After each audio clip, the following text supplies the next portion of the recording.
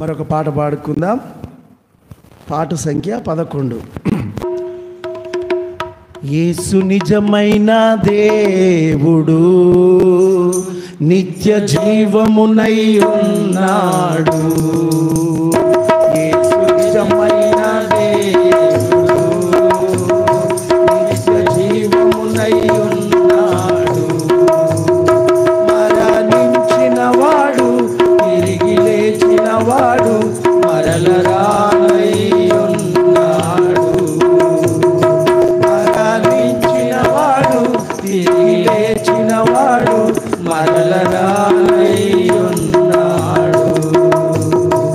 యేసు నిజమైన దేవుడు, నిత్య జీవమునై ఉన్నాడు.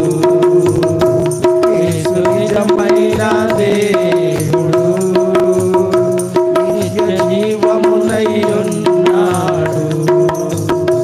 యేసు లోకానికే రక్షణకర్త, సర్వలోకానికే శాంతిదాత. యేసు లోకానికే రక్షణకర్త, సర్వలోకానికే శాంతిదాత. మరణించిన వాడు, తిరిగి లేచిన వాడు, మరల రానై ఉన్నాడు. మరణించిన వాడు, తిరిగి లేచిన వాడు, మరల రానై ఉన్నాడు. యేసు నిజమైన దేవుడు, నిత్య జీవమునై ఉన్నాడు. యేసు నిజమైన దేవుడు, నిత్య జీవమునై ఉన్నాడు.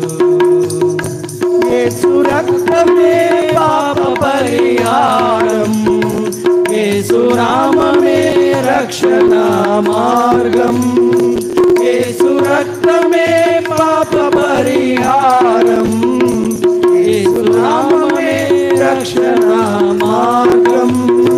మరణించిన వాడు, తిరిగి లేచిన వాడు, మరల రానై ఉన్నాడు. మరణించిన వాడు, తిరిగి లేచిన వాడు, మరల రానై ఉన్నాడు. యేసు నిజమైన దేవుడు, నిత్య జీవమునై ఉన్నాడు. యేసు నిజమైన దేవుడు, నిత్య జీవమునై ఉన్నాడు. యేసు రాజే రాజులకు రాజు, యేసు ప్రభువే ప్రభువులకు ప్రభు. యేసు రాజే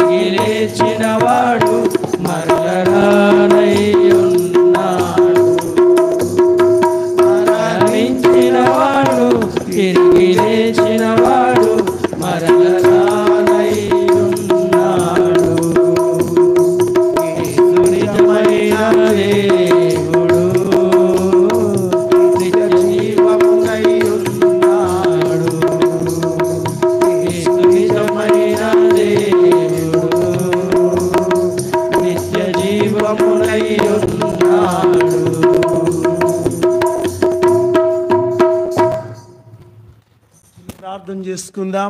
చిన్న ప్రార్థన చేసుకుందాం.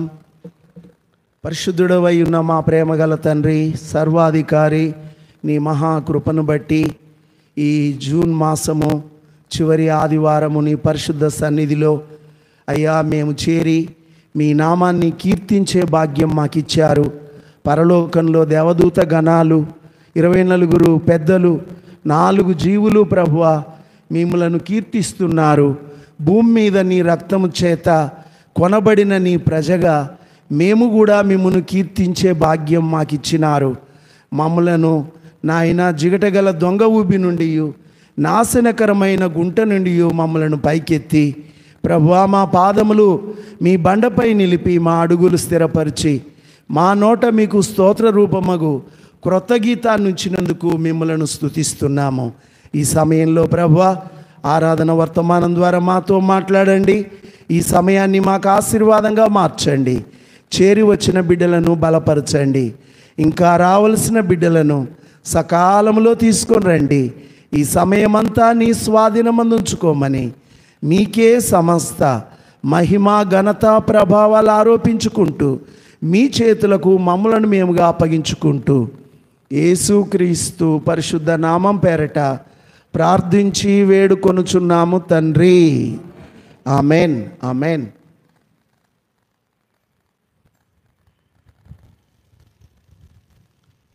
దేవుని పరిశుద్ధ నామానికి మహిమ కలుగునుగాక. ఈ సమయంలో పరిశుద్ధ గ్రంథమైన బైబిల్లో నుండి ఏషియా గ్రంథం 9వ అధ్యాయం 6వ వచనం దైవవాక్యాన్ని చదువుకుందాం. ఏషియా గ్రంథం 9వ అధ్యాయం 6వ వచనం మనమందరం కలిసి చదువుకుందాం. ఏలయనగా మనకు శిశువు పుట్టెను, మనకు కుమారుడు అనుగ్రహింపబడెను, ఆయన భుజము మీద రాజ్యభారముండును.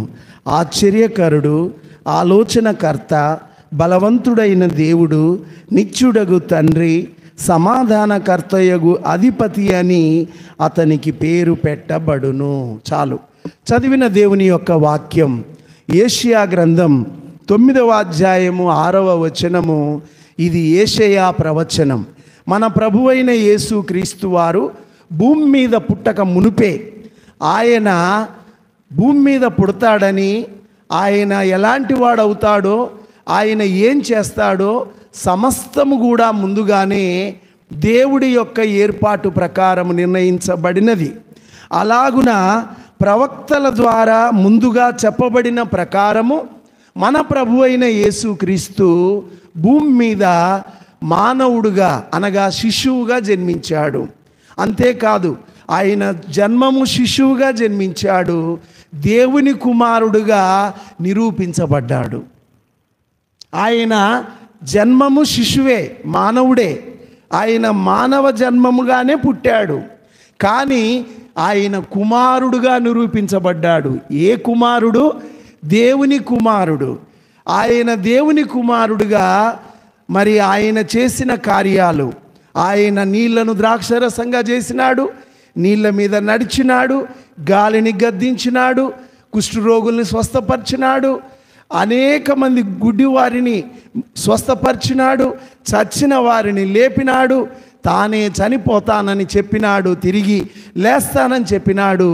చెప్పిన ప్రకారము ఆయన చనిపోయాడు, చెప్పిన ప్రకారం ఆయన మరలా తిరిగి లేచాడు. కాబట్టి ఆయన శరీరమును బట్టి దావీదు కుమారుడు, శరీరమును బట్టి దావీదు కుమారుడు, కానీ మృతుల్లో నుండి తిరిగి లేచుట వలన దేవుని కుమారుడుగా నిరూపించబడెను అని రోమా 1:5 కింది భాగంలో రాయబడి ఉంది. కాబట్టి ఆయన దావీదు కుమారుడు అనగా మానవుడు, దావీదు మానవుడు, కానీ ఆయన చనిపోయి తిరిగి లేచుటను బట్టి దేవుని కుమారుడు. ఈ దేవుని కుమారుడే ఆయన భుజముల మీద రాజ్యభారం కలిగిన వాడు, ఆయన పరలోక రాజ్యభారము కలిగిన వాడు. ఆయన రాజ్యము యుగయుగములు నిలిచేది. భూమి మీద ఉన్న రాజులు, రాజ్యాలు, ప్రభువులు, ప్రభుత్వాలు అన్నీ ఆయన వశంలో ఉన్నాయి. అయితే ఆయన రాజ్యం మాత్రమే అంతము లేని రాజ్యము. ఎందుకంటే ఈ రాజ్యాలన్నీ పోతాయి, కానీ ప్రభు రాజ్యము యుగ యుగములు ఉంటుంది. ఆయన రాజ్యము అంతము లేని రాజ్యం. ఇది ప్రభువును గురించి, ఆయన రాజ్యభారం అన్న మాటను బట్టి నేర్చుకునే పాఠం. ఇక యేసు ప్రభు వారికి ఇవ్వబడ్డ 5 పేర్లలో ఆశ్చర్యకరుడు, ఆలోచనకర్త, బలవంతుడైన దేవుడు, నిత్యుడగు తండ్రి, సమాధానకర్తయగు అధిపతి. కాబట్టి ఈ సమాధానకర్తయగు అధిపతి అన్న కాడ మనము దైవవాక్యము ఆరాధనలో ధ్యానం చేస్తున్నాం. కాబట్టి ఈయన సమాధానాన్ని ఇచ్చే దేవుడు. మన కుటుంబంలో నెమ్మది లేకపోవచ్చు, మన ఇంట్లో పరిస్థితులు మరి ఆర్థిక అవసరాలు ఉండొచ్చు, మన యొక్క ఒంట్లో శరీరంలో అనారోగ్య పరిస్థితులు ఉండొచ్చు, మన చుట్టూ ఉన్న పరిసరాలు కూడా ఆందోళనగా ఉండొచ్చు. అయినా కూడా ఈ ప్రభు ఎలాంటి వాడో తెలుసా? నేను మీకు సమాధానం ఇస్తాను, అన్ని వేళల్లో అన్ని పరిస్థితుల్లో నేను మీకు సమాధానము ఇస్తాను అని ఆయన మరి తన ప్రజల గురించి వాగ్దానం ఇచ్చాడు. ఈయన సమాధానకర్తయగు అధిపతి. రండి, రోమీలకు రాసిన పత్రిక 15వ అధ్యాయం 33వ వచనం. రోమా 15:33. సమాధానకర్తయగు దేవుడు మీకందరికీ తోడైయుండునుగాక. ఆమేన్. గమనించండి, సమాధానకర్త అయిన దేవుడు ఈయన. ఈ సమాధానకర్త అయిన దేవుడు మీ అందరికంటే ఎవరు? ఆయన మీద నమ్మకం ఉంచిన వారు, ప్రభుని నమ్ముకున్నవారు, ప్రభుని నమ్ముకున్న మీ అందరికీ కూడా సమాధానకర్త అయిన దేవుడు తోడై ఉన్నాడు. కాబట్టి మీరు భయపడాల్సిన పని లేదు. సమాధానకర్త అయిన దేవుడు మాకు తోడై ఉన్నాడన్నారు, కానీ మా పరిస్థితులు చూస్తే మాకు చాలా ఇబ్బందిగా ఉన్నాయని నువ్వు అనొచ్చు. అయినా కూడా నీ దేవుడు సమాధానకర్తగా ఆయన నీకు తోడై ఉన్నాడు. నీకెదురవుతున్న పరిస్థితులు నిన్నేమీ చెయ్యవు. ఆ సమాధానకర్త అయిన దేవుడు నిన్ను తోడై ఉండి నడిపించుచుండగా ఎన్ని పరిస్థితులు వచ్చినా అవి నిన్నేమీ చెయ్యలేవు. దీన్ని బట్టి దేవుడు దావీదుకు తోడై ఉన్నాడు అని కొంతకాలం మనం లేఖనాన్ని చూసాం. తర్వాత దావీదుకి కాదు, దేవుడు ఎవరికి తోడై ఉన్నాడు? యోసేపుకు తోడై ఉన్నాడు అని కూడా చూసాం. మళ్ళొకసారి దాన్ని బట్టి మనం ఈరోజు ఆరాధన వాక్యం చూద్దాం. రండి, యేషయా అపోస్తలుల కార్యం 7వ అధ్యాయం 9-10 వచనాలు. అపోస్తలుల కార్యం 7, 9, 10 వచనాలు. ఆ గోత్రకర్తలు మత్సరపడి యోసేపును ఐగుప్తులోనికి పోవుటకు అమ్మివేసిరి గాని దేవుడు అతనికి తోడై ఉండి అతని శ్రమలన్నిటిలో నుండి తప్పించి దయను జ్ఞానమును ఐగుప్తు రాజైన ఫరో ఎదుట అతనికి అనుగ్రహించినందున ఫరో ఐగుప్తునకును తన ఇంటికి అంతటికి అతనిని అధిపతినిగా నియమించెను. గమనించండి, యోసేపునకు దేవుడు తోడై ఉన్నాడు. ఎలాంటి పరిస్థితుల్లో తోడై ఉన్నాడు? యోసేపుకు తోడై ఉన్నాడు. జాగ్రత్తగా వినండి వాక్యం. యోసేపునకు దేవుడు తోడై ఉన్నాడు. ఎలాంటి పరిస్థితుల్లో దేవుడు యోసేపుకు తోడై ఉన్నాడు? ఆ పై భాగంలో రాయబడ్డ మాట ఏంది? ఆ గోత్రకర్తలు మత్సరపడి, యోసేపుకు తనతో పాటు ఇంకా సహోదరులు మొత్తం 11 మంది, ఈయనతో కలిపితే 12 మంది, బెన్యామీనుతో సహా. కాబట్టి 12 మంది కుటుంబము. ఇందులో గోత్రకర్తలు తనకంటే పెద్దవారైన సహోదరులు యోసేపు మీద ఏం చేశారట? మత్సరపడ్డారు అంటే వారవలేకపోయారు. ఎందుకు వారవలేకపోయారు? అసలు కారణం ఏంది? దేనికి వారవలేకపోయారు? దేనికి మత్సరపడ్డారు? ఒక్కటే, యాకోబు చిన్నవాడైన యోసేపును అందరికంటే ఎక్కువగా ప్రేమించాడు. ఆదికాండం 37వ అధ్యాయం 4వ వచనం. అన్నలకు తమ్ముడు ఎక్కువగా ప్రేమించబడము ఇష్టం లేకపోయింది. మా నాన్న వాన్నే ప్రేమిస్తున్నాడు, మమ్మలను ప్రేమిస్తలేడు అన్న ఆలోచనతోటి తమ్ముని మీద ఏం చేసినారు? వారు మత్సరపడ్డారు. కాబట్టి మన మీద కూడా లోకం మత్సరపడవచ్చు, మన మీద కూడా మత్సరపడవచ్చు. అంతేకాదు, మత్సరపడ్డవారు ఏం చేసినారు? సహోదరుడికి మరి అమ్మకం చేసినారు, సహోదరుని అమ్మివేసినారు. అయినా కూడా దేవుడు అతనికి తోడై ఉన్నాడు, దేవుడు అతనికి తోడై ఉన్నాడు. కాబట్టి మన జీవితంలో కూడా మన మీద జనులు మత్సరపడ్డా, మనలను త్రోసివేసిన దేవుడు మనకు తోడై ఉన్నాడు. ఇది యోసేపుకు దేవుడు తోడై ఉన్నాడు. కాబట్టి మరి మత్సరపడడానికి కారణం ఏంటో మనం చూసాం.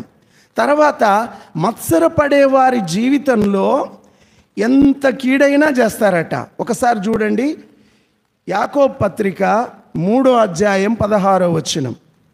యాకోబు పత్రిక 3:16. ఏలయనగా మత్సరమును వివాదమును ఎక్కడ ఉండునో అక్కడ అల్లరియు ప్రతి నీచ కార్యము ఉండును. చూసారా?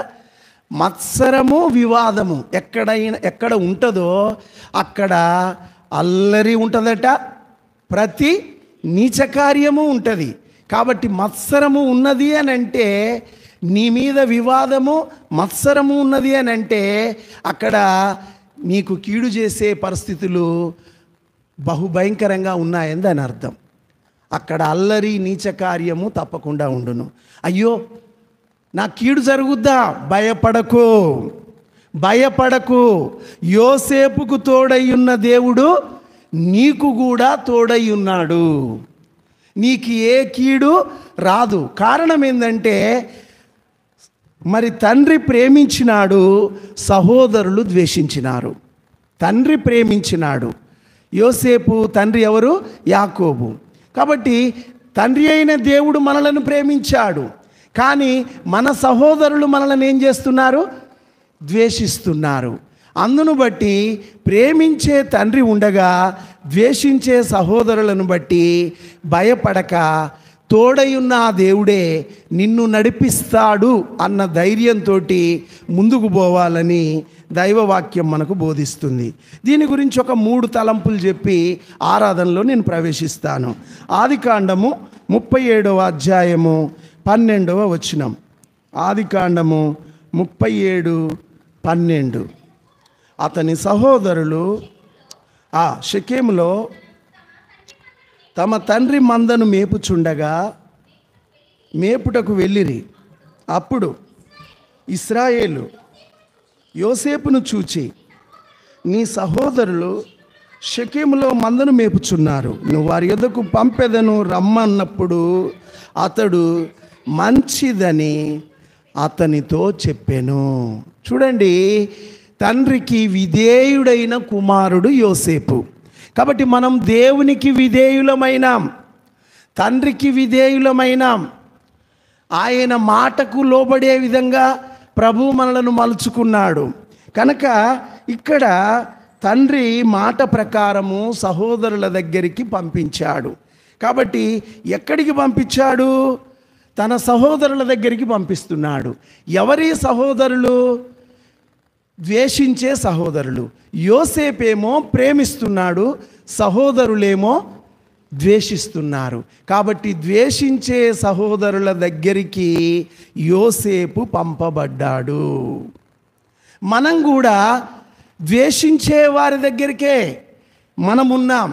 మనము దేవుని ప్రేమిస్తున్నాం, కానీ లోకం మనలను ఏం చేస్తుంది? ద్వేషిస్తుంది. లోకం మనలను ద్వేషిస్తుంది. చూడండి ఒకసారి వాక్యం. యోహాను సువార్త 15వ అధ్యాయం 18 వచనం. యోహాను సువార్త 15:18. లోకము మిమ్మును ద్వేషించిన ఎడల మీకంటే ముందుగా నన్ను ద్వేషించనని మీరు ఎరుగుదురు. ఇంకా మీరు లోక సంబంధులైతే లోకము తన వారిని స్నేహించును.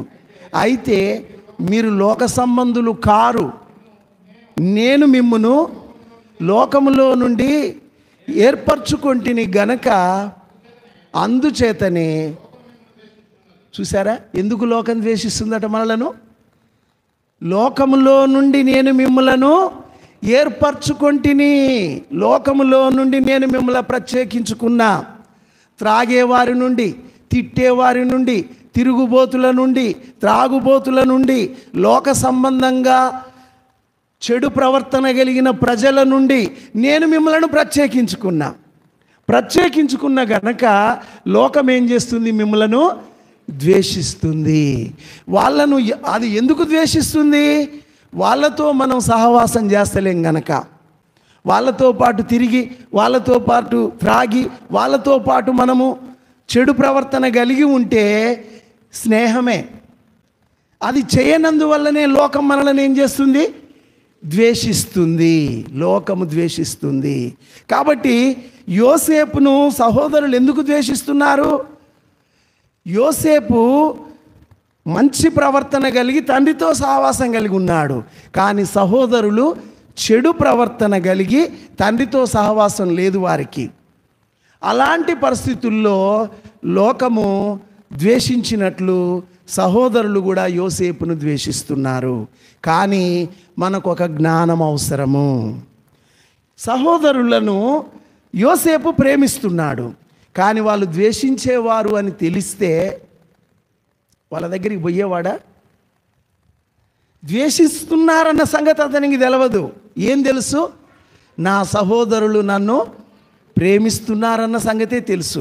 చాలాసార్లు మనలో మనం చేసే పొరపాటు కూడా అదే. ఒకసారి రండి, ఈ వాక్యం మీద కొన్ని విషయాలు నేను చెప్పాలనుకుంటున్నా. మత్తయి సువార్త 10వ అధ్యాయం 16వ వచనం. మత్తయి 10:16. ఇదిగో తొడేళ్ల మధ్యకు గొర్రెలను పంపినట్లు నేను మిమ్మల్ని పంపుచున్నాను గనుక పాముల వలె వివేకులను, పావురం వలె నిష్కపటులునై ఉండుడి. గమనించండి, ఇక్కడ యేసు ప్రభు వారు తన శిష్యులతో అన్న మాటల్లో ఎక్కడికి పంపుతుండట మనలను? తొడేళ్ల మధ్యకు. గొర్రెలం మనం. ఎక్కడికి పంపుతున్నా అంటున్నాడు? తొడేళ్ల మధ్యకు. గొర్రెలు తొడేళ్ల మధ్యకు పోతే ఎట్లుంటాయి? పండగ చేసుకుంటాయి. గొర్రెలను తొడేళ్ళు పండగ చేసుకుంటాయి. లోకము తొడేళ్ళు అని చెప్పాడు ప్రభు. ఆయన నమ్మిన బిడ్డలు ఏమని చెప్పినాడు? గొర్రెలు అని చెప్పినాడు. మీరు తొడేళ్ల మధ్యలో ఉంటున్నారు, తొడేళ్ల మధ్యకు పోతున్నారు. యోసేపు, నువ్వేమో ప్రేమిస్తున్నావు, కానీ నీ సహోదరులు నిన్నేం చేస్తున్నారు? ద్వేషిస్తున్నారు. నువ్వు ఎక్కడికి పోతున్నావు? గొర్రెల దగ్గరికి కాదు పోయేది. చెప్పు మరి. తొడేళ్ల దగ్గరికి పోతున్నావు. ఈ తొడేళ్ల దగ్గరికి నువ్వు పోతున్నావు గనక నీకు 2 అవసరం. ప్రభు చెప్పిన మాట ఒకటేందంటే, పాముల వలె వివేకులు, పాములాగా వివేకం కలిగి ఉండండి అన్నాడు. పాముకున్న వివేకం ఏంటి? అది కనపడగానే పాము అంటుండగానే అది ఏం చేస్తుంది? తప్పించుకుంటుంది. కాబట్టి కీడు కనపడుతున్నది అనగానే దేవుని బిడ్డలు ఏం చేయాలి? తప్పించుకోవాలి. పరిస్థితులు అక్కడ నీకు అవపడుతుంటాయి, జ్ఞానం కలిగి గమనించాలి.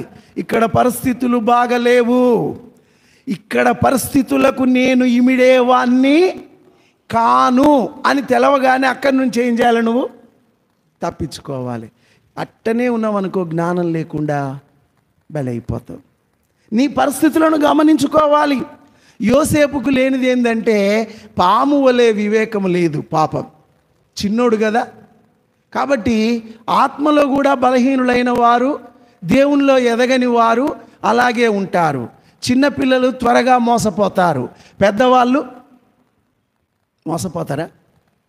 కాబట్టి పెద్దవాళ్ళు ఆలోచన జ్ఞానంలో పెరుగుతారు, పరిస్థితులు ఎరుగుతారు, అందువల్ల వారు మోసపోరు. చిన్నపిల్లలకు ఆలోచన జ్ఞానం లేదు గనక వాళ్ళు మోసపోతారు. కనుక యోసేపు మోసపోయినట్లు ఎన్నోసార్లు మనం కూడా మోసపోతాం. పాము లాంటి వివేకము లేక తప్పించుకోలేకపోయాడు, కానీ అక్కడ పావురం లాంటి నిష్కపటం ఉంది. ఎందుకంటే తన సహోదరుల మధ్యన పావురంలాగా ఉన్నాడు. పావురంలాగానే ఉండు నువ్వు, కానీ పాము లాంటి వివేకం కూడా ఉండాలి. రెండు ఉంటేనే తొడేళ్ల లోకంలో నువ్వు తప్పించుకుంటావు, లేకపోతే తొడేళ్ళు నిన్ను పండగ చేసుకుంటాయి. అయినా ప్రభువు నీకు తోడై ఉన్నాడు గనక ఆ తొడేళ్ళు నిన్నేమీ చేయలేవు. ఇలాగూ యోసేపును సహోదరుల దగ్గరికి నడిపించాడు. తర్వాత రెండో తలంపు నేను చెప్తాను. ఆదికాండం 37వ అధ్యాయములో మరొక మాట చూసుకుందాం. ఆదికాండం 37వ అధ్యాయం వచనము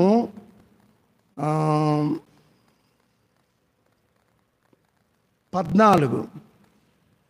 అప్పుడతడు నీవు వెళ్ళి నీ సహోదరుల క్షేమము మందక్షేమమును తెలుసుకొని నాకు వర్తమానము తెమ్మని అతనితో చెప్పి హెబ్రోను లోయ నుండి అతన్ని పంపెను.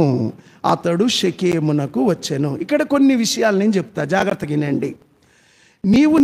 నీవు వెళ్ళి నీ సహోదరుల క్షేమము 2 మందక్షేమము తెలుసుకొని నాకు వర్తమానము తెమ్ము అని తండ్రి పంపినాడు.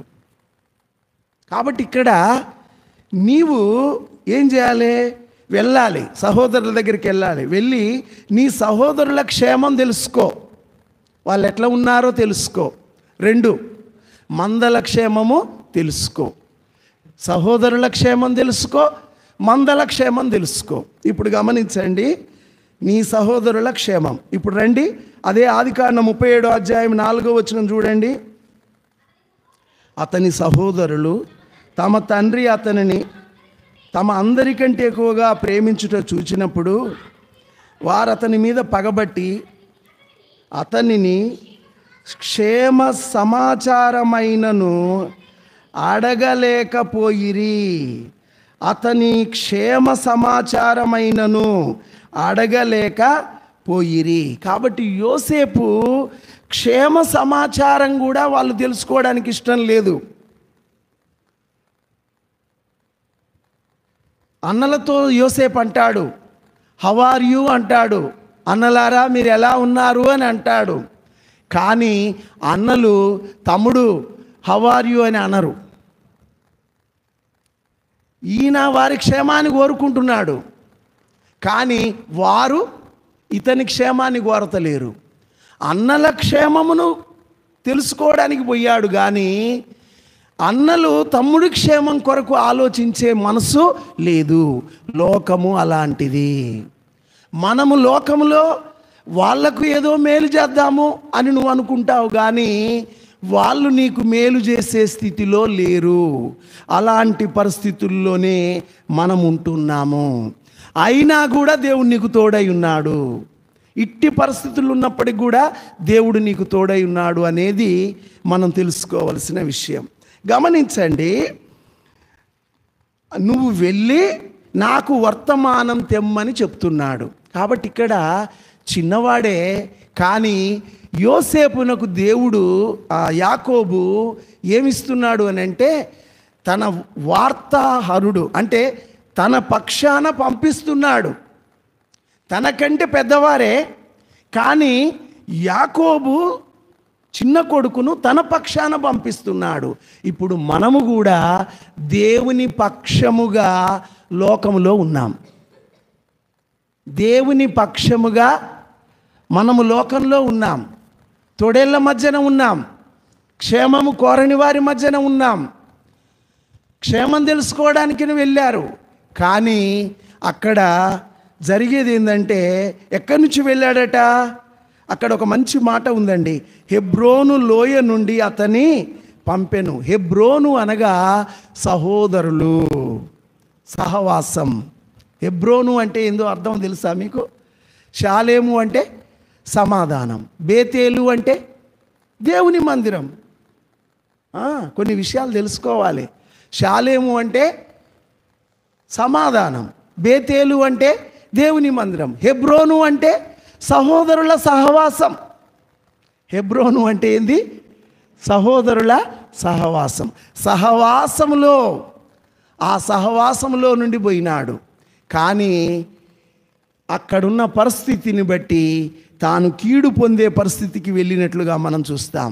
కాబట్టి లోకంలో కూడా మనము సహోదరులుగానే, మనము బ్రదర్స్ అండ్ సిస్టర్స్గానే ప్రభు బిడ్డలు చూసుకుంటారు. ఎందుకంటే బైబిల్ గ్రంథ ప్రకారము యేసు ప్రభునందు విశ్వాసం ఉంచిన వారు బ్రదర్స్ అండ్ సిస్టర్స్గానే పిలువబడ్డారు. భక్సింగ్ గారు వాళ్ళ నాన్నను కూడా బ్రదర్ అనే పిలిచాడట.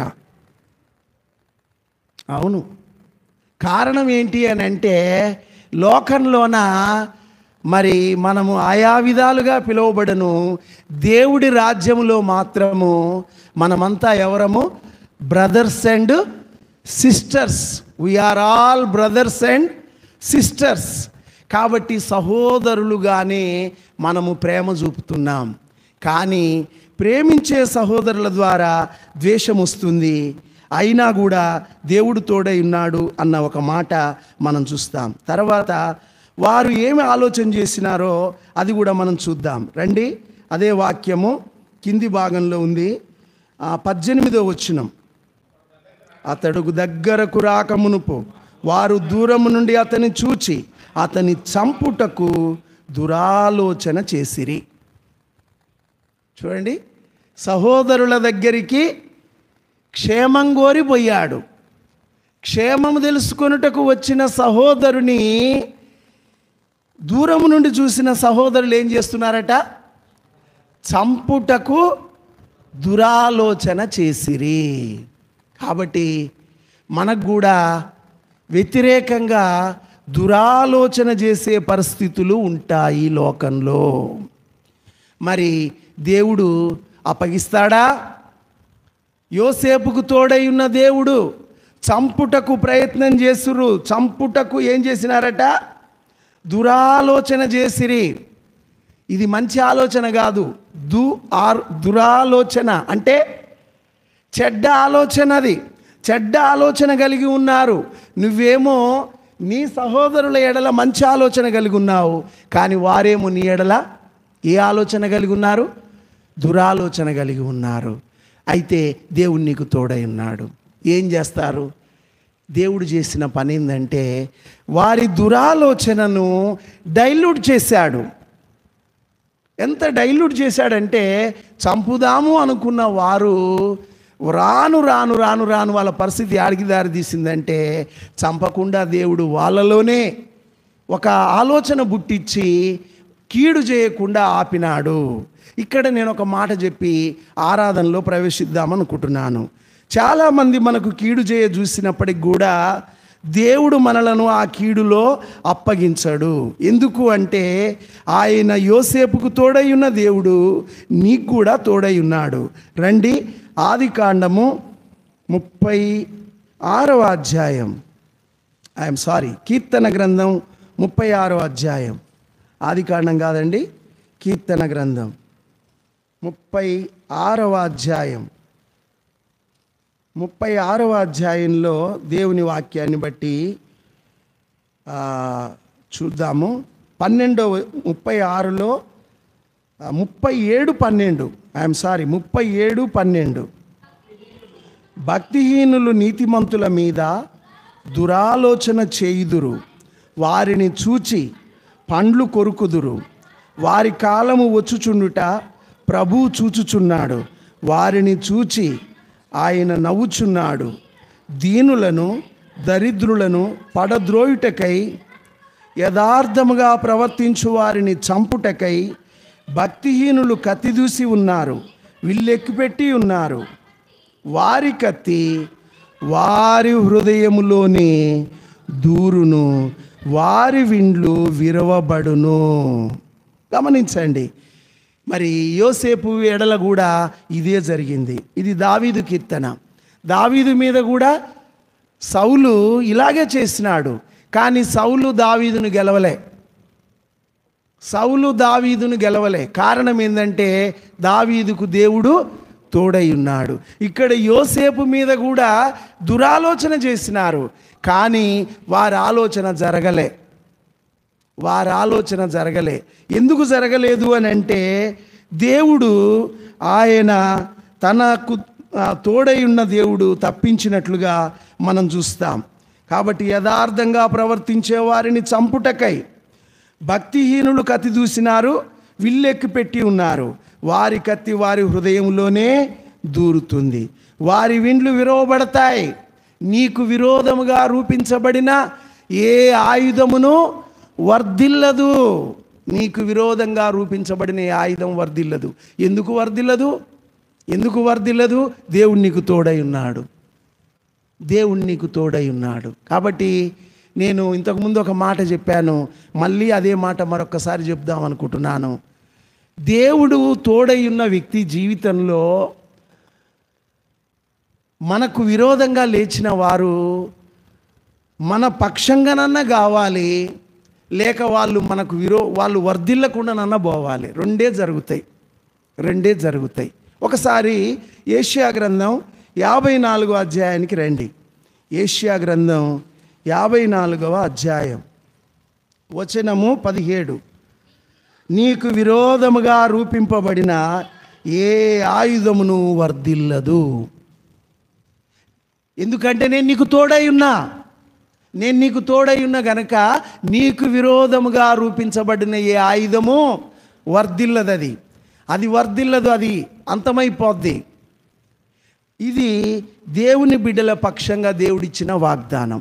ఇంకొక మాట చూడండి, 15వ వచనం, యెషయా 54:15.